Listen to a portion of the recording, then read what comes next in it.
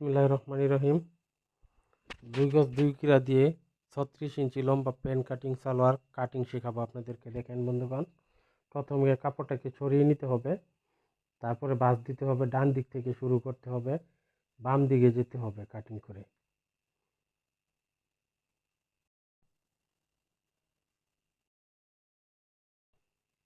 বন্ধুগণ, তারপরে 2 বা 4 পার্ট করে নিতে হবে কাপড়টাকে।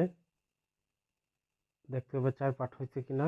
তারপরে প্রথমে নিচের সেলাইয়ের জন্য আকার দিতে হবে, কাপড়টাকে প্লেন করে সমান করে।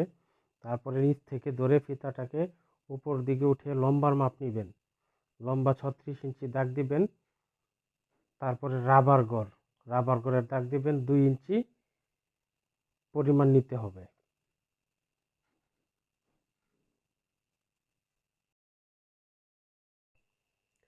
বন্ধুগণ, তারপরে হাইয়ের মাপ নেবেন, 14 ইঞ্চি নিচে নামাইবেন রাবার গড় থেকে ধরে। তারপরে নিচে 3 ইঞ্চি ডাউন দিবেন, শেপ ডাউন। 3 ইঞ্চি শেপ ডাউন হবে। তারপরে মোহরার মাপ নেবেন। এখানে 12 ইঞ্চি মোহরা, অর্ধেক 6 ইঞ্চি নেওয়া হয়েছে।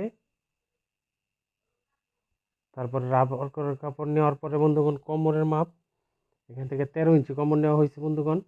তারপরে সোজা হাই আকার দিবেন। আকার দেওয়ার পরে 1.5 ইঞ্চি হাই নেবেন, শেপ দিবেন।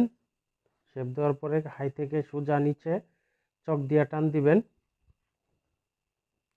এই কাটিং হয়ে গেছে দেখেন সুন্দর করে।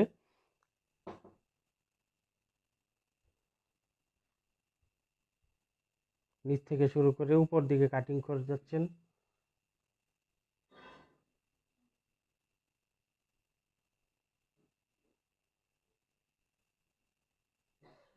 এটা হচ্ছে রাবার গড় কাটিং হচ্ছে।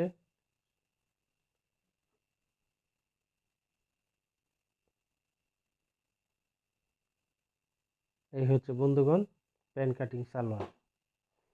এখন সেলাই দেখবেন, পরবর্তী ভিডিওতে আপনাদেরকে সেলাই দেখানো হবে বন্ধুগণ।